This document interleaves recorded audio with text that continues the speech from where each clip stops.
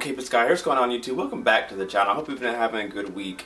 Today we're going to go back and talk about the Monolith 7 to be exact. My amplifier, my external amplifier. I've had it for a few months now. I did a couple reviews, I did an unboxing of it, talked about it a long time ago, but now I want to go back and talk about it again after I've had some time tuning it to my liking according with my Marantz, my 7705.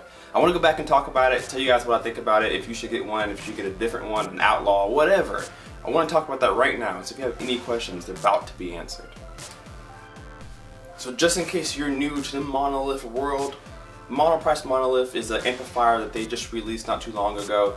They have two different versions. They had one without the XLR outputs, and now they have the balanced XLR outputs now. And so they're actually taking the world by storm. They're really good. People have been comparing them directly to Emotiva's amplifiers. People have been running which one's the better one. And I've kind of answered that in previous videos. And so because I have Monolith, you probably know which one's the better one. I have the 7-channel one.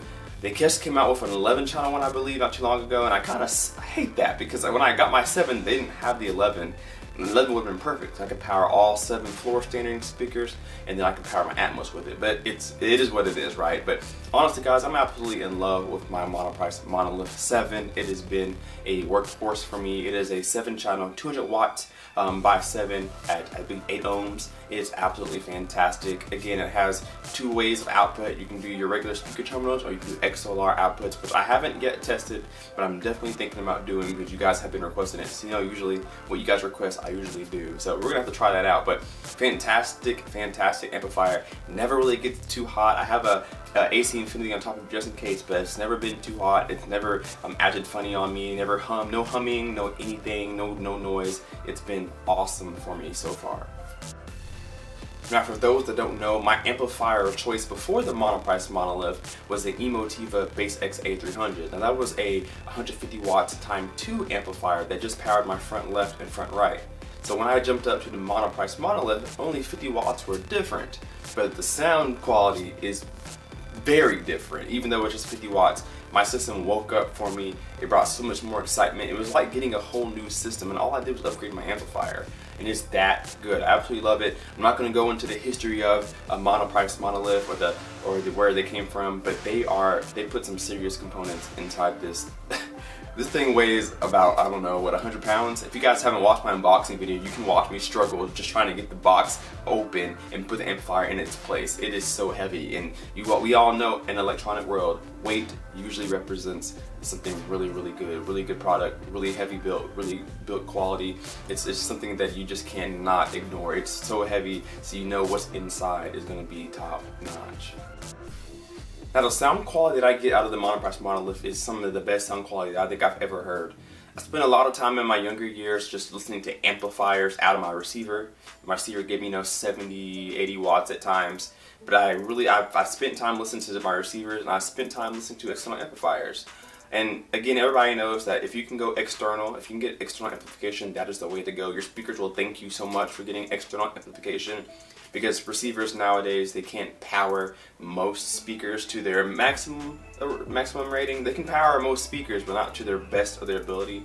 That's why you want to get external amplification. So when I jumped up from the Emotiva to the Monolith, my speakers just woke right up. My speakers are very power hungry. A lot of speakers are.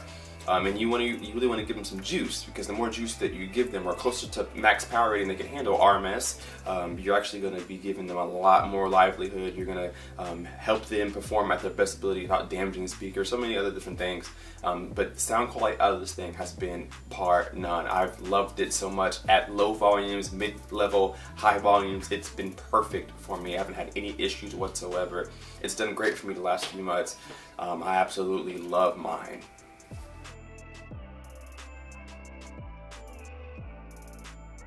My speakers have a very warm sound. If you're not familiar with my speakers, I'm running Polk Audio LSIMs. They're old flagships. They just announced their new ones. We'll talk about that in a different video. But I'm running their old flagships, the Polk Audio LSIM series. And when you pair them with a Monolith, they absolutely sound so good. My speakers are very warm already. There's not any brightness or harshness to my system whatsoever. and the Monolith actually brought some of that sparkle back into my system that the Emotiva wasn't doing or any other AV receiver wasn't doing. It added a lot more powerful sound. It reinforced that bass for me, which my speakers really didn't need, but it added some more bass, but good bass, good sound. And then it added a lot of upper range, which I was really missing. That little sparkle, that shimmer in the top end that I wasn't really getting in music or movies, it brought that in there. It brought a lot of livelihood to my system. It made me happy and excited to watch movies again. Sat down on the couch and listened to it, I can't help but smile. Not because the movie was good, but the movie sounded good. So that's what the Monolith does for your system.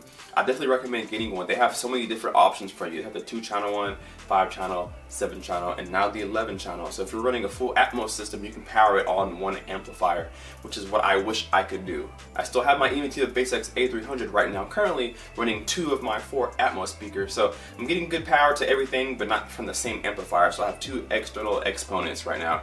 So I'm thinking about, I don't know, getting rid of the Emotiva and getting another 2-channel Monolith. I'm not sure yet. We'll have to see what happens in the future. But I'm absolutely in love with mine. It's really brought my system home for me. And I've always kind of vouched in the comment section when you guys have these questions. I've always kind of vouched to getting external amplification.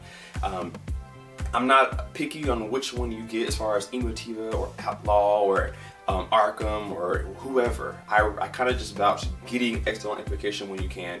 Get an AV processor and get an external amplification, or get an AV receiver, a lower tier, and then get an external amplifier and power most of your speakers, at least your front stage, off of an amplifier. You're gonna really be impressed by what kind of sound you can get when you don't run it off your AV receiver and you run it off some external amplification. You're gonna love it, and I've loved mine too. So I just want to talk about the Monolith one more time for you guys who kind of been going back and forth between getting one or not getting one, or comparing from Emotiva and Outlaw or whatever the case may be. I want to help you guys make that decision.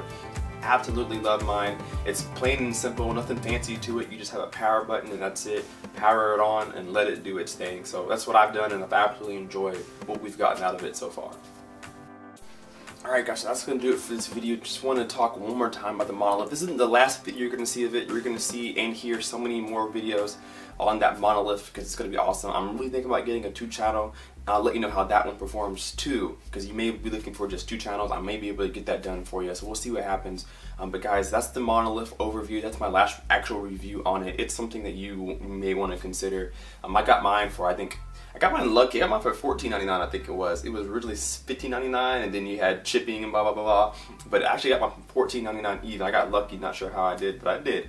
And I've loved it. It was cheaper than Emotiva at the time for the same power and all that stuff. So it might be the best bet to go for. So guys, if you're looking out for a Monolith right now, any type 2, 5, 7, or 11 channels, jump on it. It's going to be a bargain. No matter what price you get it, it is a good buy.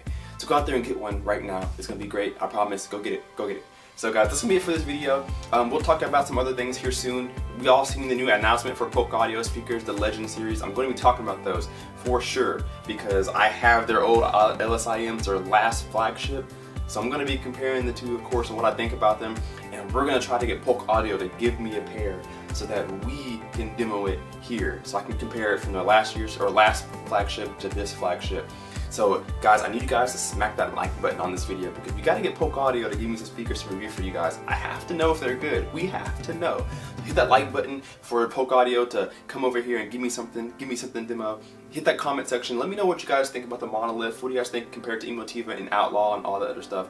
And let me know what you think about the new Polk Audio Legend series. If you haven't seen that, we'll talk about it here in this video, but there are some videos already out there now. So take a look at them. Let me know what you think about the new Polk Audio speakers. Let me know what you think about the Monolith. Hit that like button so Polk Audio sees that we're serious about sound here and we're serious about Polk Audio. And hit that subscribe button too to stay tuned for more content that we're going to have coming up soon, guys. You guys take care. We'll see you later. Peace.